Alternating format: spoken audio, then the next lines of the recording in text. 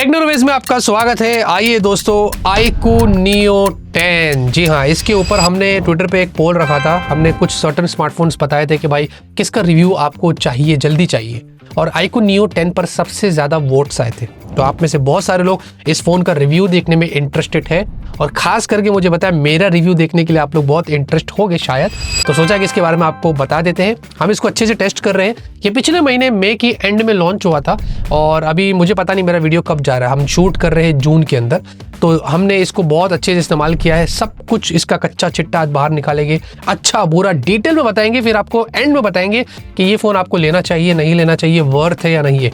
लेकिन कंक्लूजन पे direct skip मत करना, पूरा वीडियो देखना, तो ही आपको समझेगा कि एग्जैक्टली हमारा जो कंक्लूजन वाला पार्ट है वो सेंस बनता है उसमें या नहीं बनता है।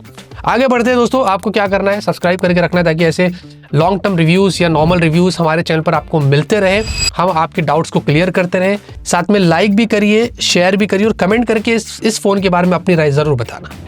अब सबसे पहले डिस्प्ले को उठा लेते हैं। देखिए, डिस्प्ले इसका फ्लैट है, एक चीज़ यहाँ पर अच्छी है। जो फ्लैट डिस्प्ले पसंद करते हैं उनको यहाँ पर एडवांटेज है।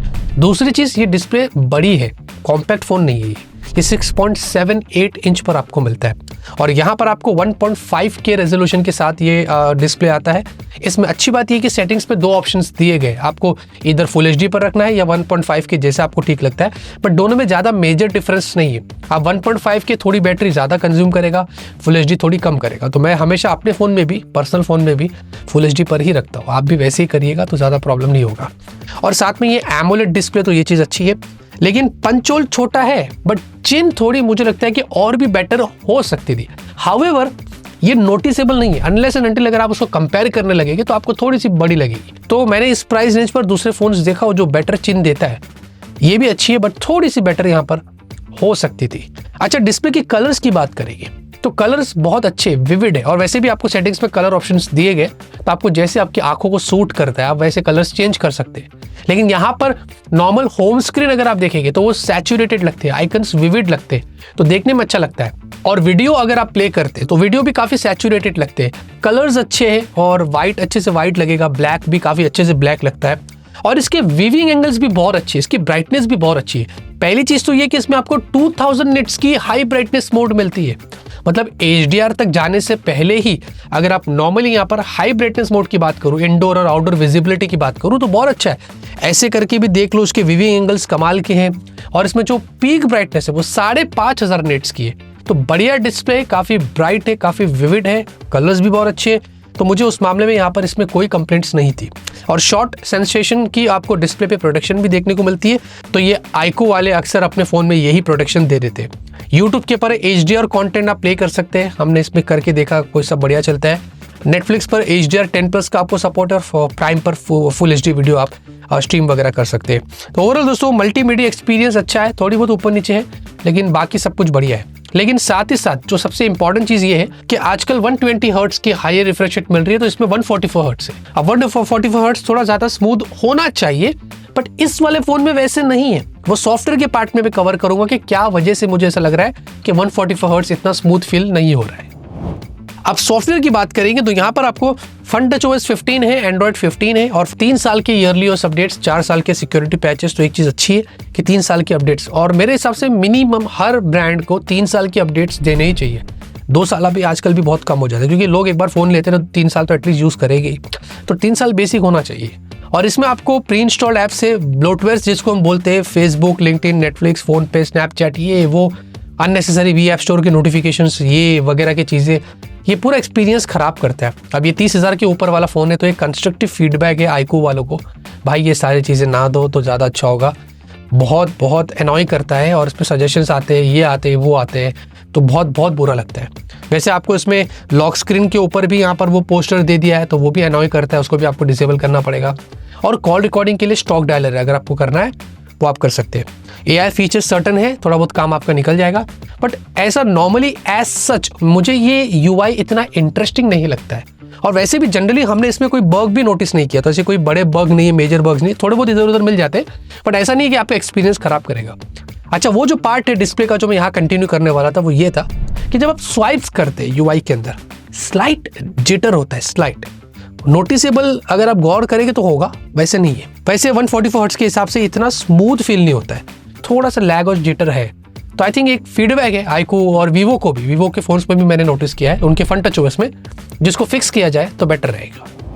बैटरी इसकी बहुत इंप्रेसिव है। अगर आप बैटरी के लिए एक फोन खोज रहे इस प्राइस रेंज पर, तो I will definitely recommend this smartphone, क्योंकि जितने इसने हमें रिजल्ट्स दिया है, जितना हमने टेस्ट किया, जितना हमने इस पर स्ट्रेस डाला है, वो बहुत इंप्रेसिव है। एक तो 7000 mAh की आपको बैटरी मिलती है और 120 वॉट की चार्जर आपको बॉक्स में मिलेगा, तो ये अच्छी बात है।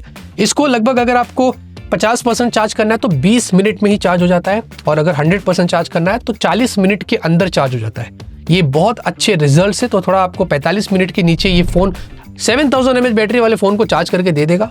और साथ में हमने 2 तरीके से ड्रेन टेस्ट किया है एज ऑलवेज।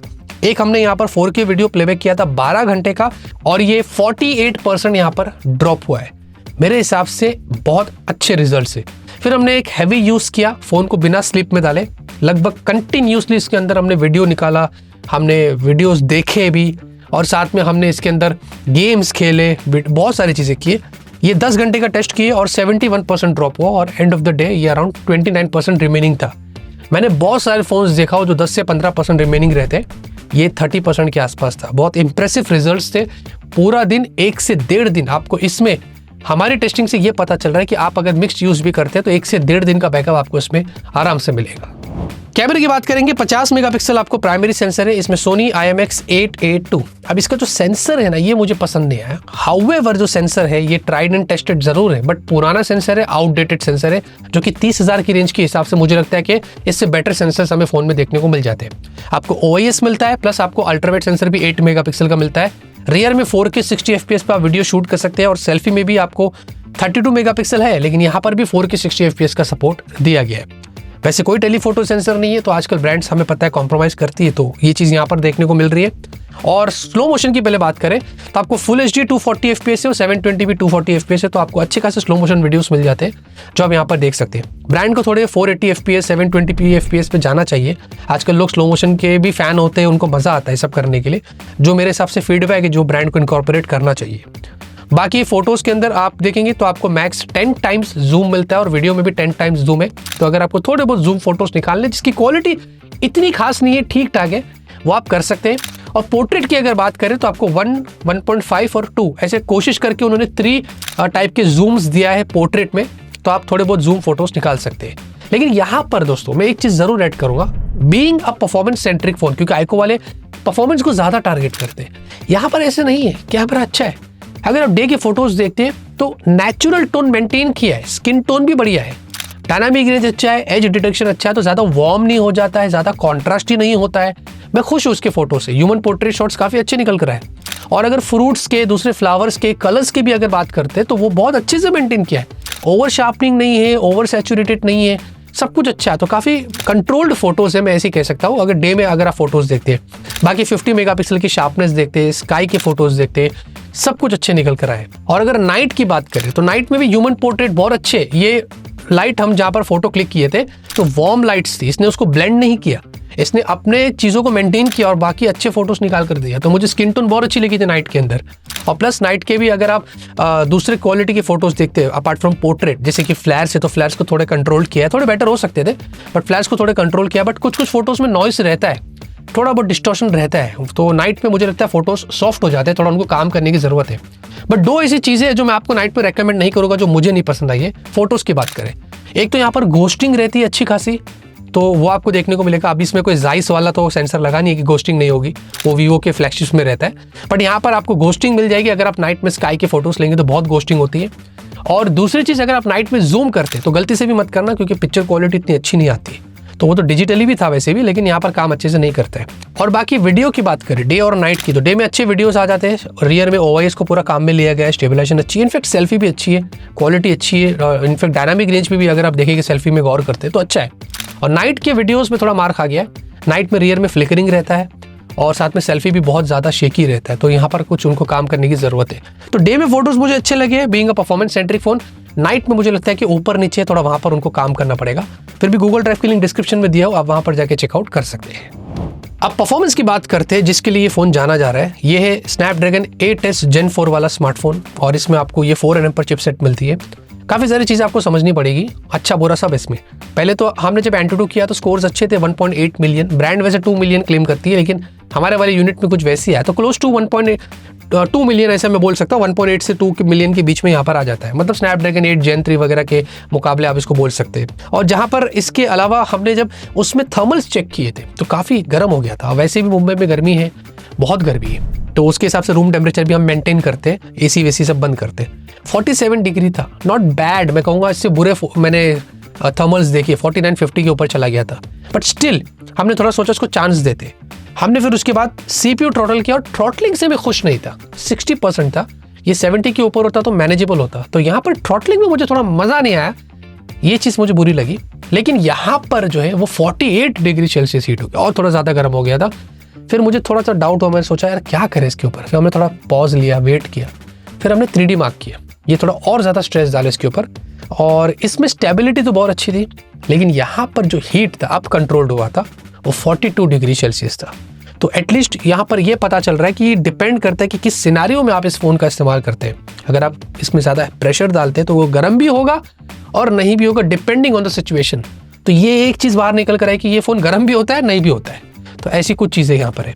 और Geekbench में भी अगर आप देखिए स्कोर्स अच्छे, सिंगल कोर भी अच्छा, मल्टी कोर भी ज़्यादा अच्छा है। 6800 तक आपको मल्टी स्कोर मिलता है। बहुत कम फोन ऐसे होते हैं जो मिड रेंज में इतना स्कोर देते हैं।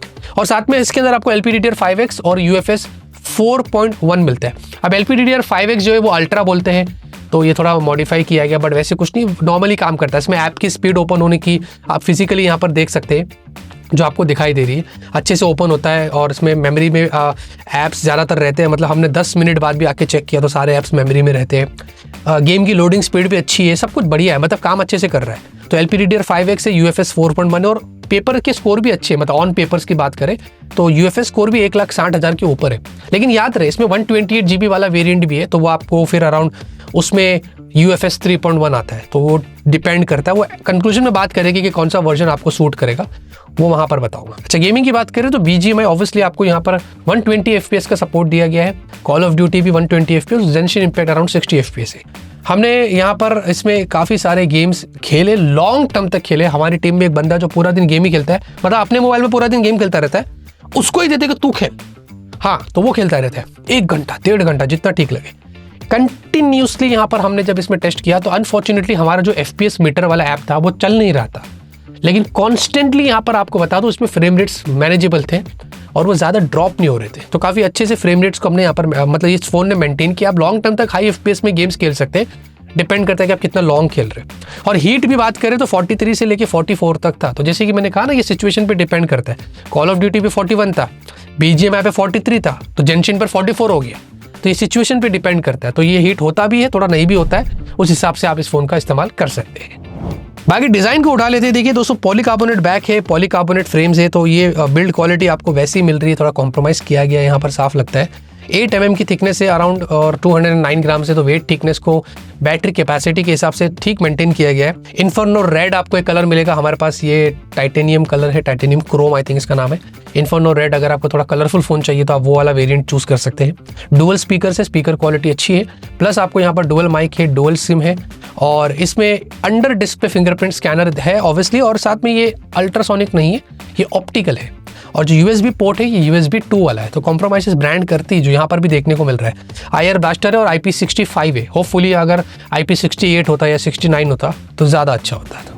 बाकी आपको इसमें 16 5G बैंड्स मिलते हैं। हमने जियो और एयरटेल दोनों सिम कार्ड लगा कर देखा, दोनों काम करता है, और SA और NSA दोनों बैंड सपोर्ट करता है। ये इंपॉर्टेंट चीज़ है जो आपको समझना ज़रूरी है।